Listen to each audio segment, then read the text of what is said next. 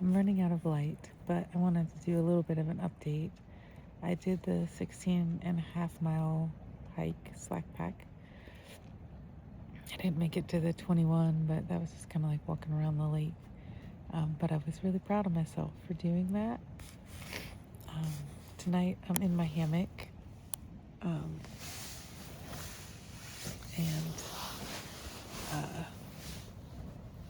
it's supposed to rain a little bit in a little bit. The wind's picking up. So hopefully I set everything up correctly. You can see my tarp out there. And I'm in here. Um,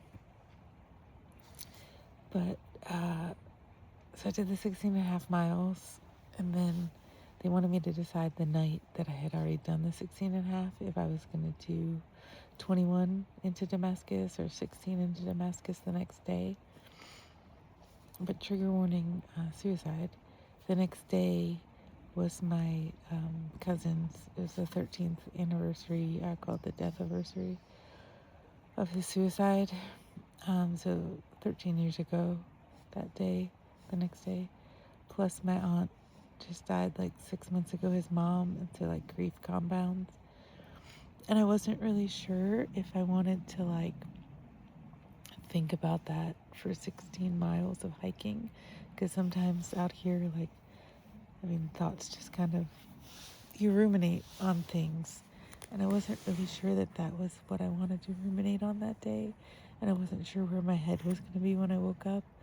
And I also wasn't sure how my body was going to feel when I woke up, but they wanted me to decide the night before. So my decision was that for that slack pack, they would have dropped me off and then dropped my pack at the hostel in Damascus. So instead of hiking, I just went with my backpack and the shuttle to the hostel. And then I had him drop me at the little diner. And I just ate some food and I went back to the hostel and I took a really long nap. And I prayed a lot and I cried a lot. And thought about good memories that I had with him, my cousin. We grew up, like I said before, 6 months apart. And more like brother, sister, fighting, loving. So anyway, the next day was supposed to be super stormy. So I took a 0. And then Blackout, who I've been around for the last little bit, he went out in it, and he texted later and said there was hail and stuff. So I was really glad that my first night sitting up my hammock was not in like a thunderstorm with hail. So today I got up, and at Damascus there's like a trail closure with a detour of 21 miles because I have words, I can speak. The Virginia Creeper Trail is closed for maintenance or something. So there's like a whole section of trail that is not open, and you have to go this 21-mile detour.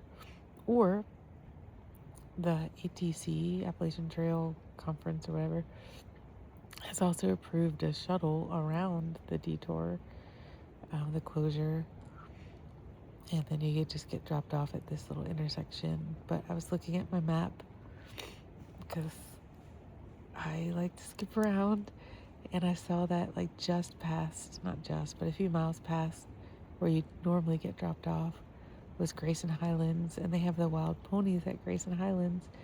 So I thought, well, I just want to start my day at Grayson Highlands and see ponies. So I did. I saw like 5 or 6 ponies, and they were really cute. And I think some people try to feed them and touch them, but they're like wild ponies. So I just looked at them and stood over there and watched them for a while. And then I hiked, and I was only going to hike 8 miles to a shelter. But I was looking because there's 32 miles to Marion, Virginia, which is my next stop for a hostel. And so I was going to do 8 miles today and 14 tomorrow and then 10. Yeah. But there is this campsite that was 2 miles past the shelter, and it was by water, but it was also by a road, which I don't like being by a road because it seems too accessible. But this guy Ajax, who I've been around in a couple of hostels, a really nice guy. He had passed me and said he was trying to, because I said, I'm trying to decide if I'm doing the shelter or the campsite. He said he was trying to figure out the same thing. But then these like three young guys came up behind me and passed me, and they were staying at the shelter. And I just thought, I don't want to deal with like conversations and people right now. So I just walked past that shelter, and that kind of decided it for me. So I walked 10 miles today with a heavy pack. I changed out all this stuff and changed out my backpack and all of this. So I had too much food. I got rid of some, but when I weighed it with that food, it was 28 pounds. So I imagine it's like 26 pounds, and then you add water, which is 2.2 pounds per liter.